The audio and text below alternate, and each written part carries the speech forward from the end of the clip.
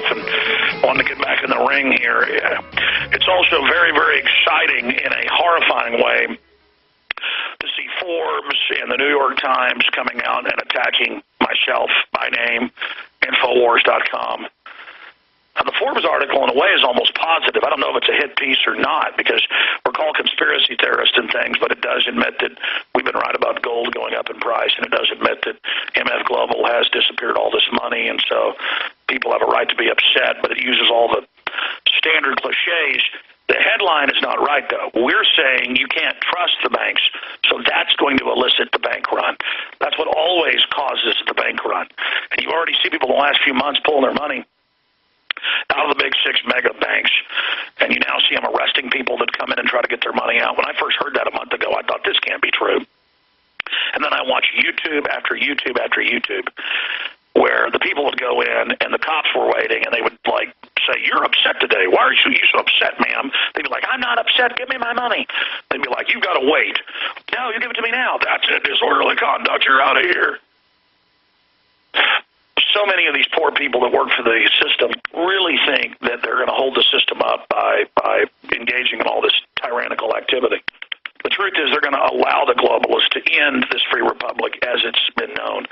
Traveling across the West, and I've been out here many times, I've never seen children looking more poor and disheveled, people looking more freaked out and poor, restaurants that are few and far between being more empty, hotels and motels being more empty.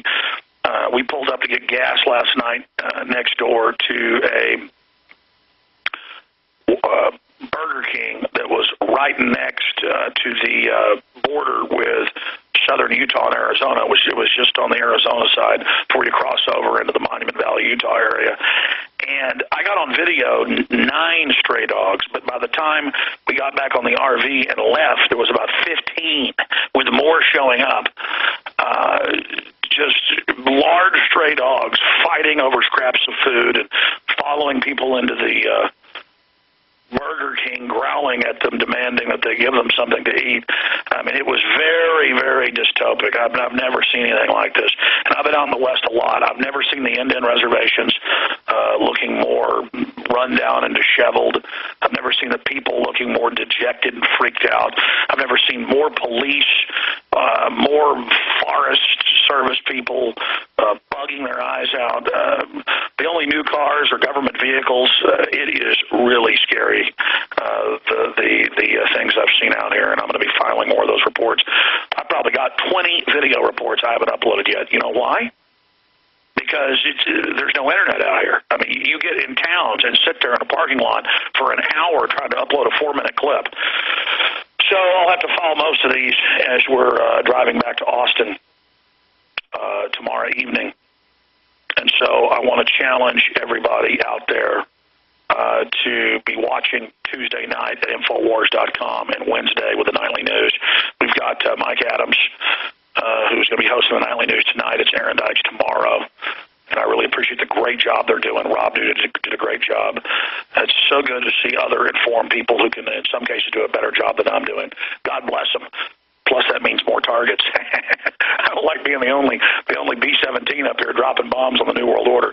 Aaron, you started getting into the incredible statements by the military regime installed by the globalists, the same folks that have taken our country over through COG, now just machine gunning men, women, children, arresting anybody that doesn't wear a burqa, Sharia law, and putting Al-Qaeda in Libya, and then the new forces say, hey, we're doing what America does.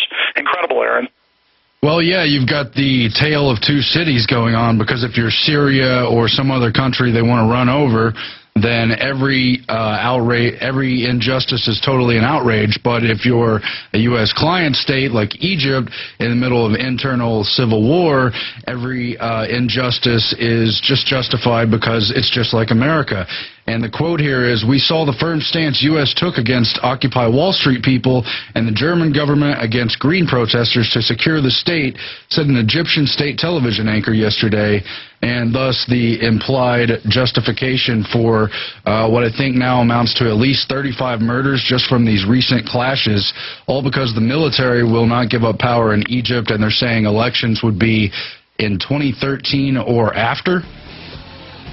Amazing. And notice how Anderson Cooper and others endorsed this as the ultimate in democracy 8 months ago, and now they're not even criticizing the mass murder and slaughter because it's purely a globalist system. Again, every country being taken over by this corporatist Borg, and where all liberties are thrown out the window.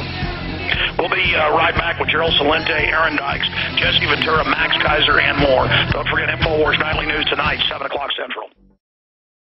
Yeah, if you go to InfoWars.com, one love. You can see Forbes blaming Gerald Celente and I for possible runs on banks and the stock market going down.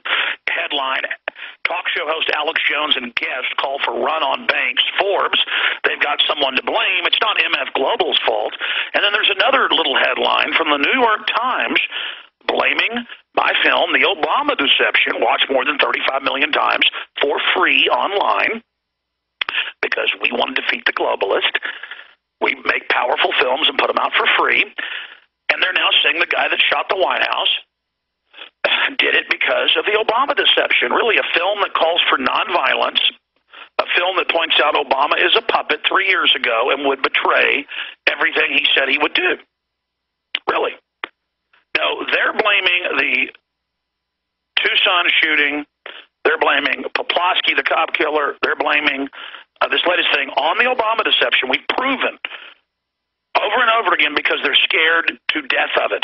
They're scared to death of our analysis. Like the 3-year-old saying the emperor's not wearing any clothes, and everybody finally points out the obvious. I know rocket scientists. I know tyranny when it's coming down the road a million miles an hour at me. Okay? Now, I want to get Gerald Celente's update on this because as soon as he started blowing the whistle, that caused the dam to break. It was the straw that broke the camel's proverbial back. It turned out for almost 2 weeks, going back to early last week, they had known that massive amounts of money were missing from MF Global that had bought up other solvent firms, like the one that Gerald Celente had a multi-decade-long account with. By the way, I've now done research, and we have the head of MF Global and others, including federal regulators at the CFTC who were invested with MF Global and had to recuse himself, saying that these funds would be guaranteed through a different system, just not FDIC. So put that in your pipe and smoke it. But here's why Gerald Celente joins us. I misspoke at the start of the show. If you just type MF Global into Google and click News, the first 2 headlines you get are AP and CNN. We'll put these on screen. MF Global missing funds may hit $1.2 billion. Now, that was earlier this morning. Now the trustees come out and said, oops, it's more than $1.2 billion. That's the AP headline. And I see another one here saying it might be as high as $2+ billion of the $6 billion that went into bankruptcy with the former globalist Goldman Sachs alumni, New Jersey mayor, with the head of the CFTC, invested in it, involved with Corzine, recusing himself a week and a half ago, according to Reuters and Forbes. So but it's not their fault. It's Gerald Celente of TrendsResearch.com and Alex Jones of InfoWars.com. It's our fault. Aaron Dykes is riding shotgun in the studio. He'll be popping in. We've got Gerald till 5 after, and then he's leaving. And then Governor Jesse Ventura is joining us, then Max Kaiser.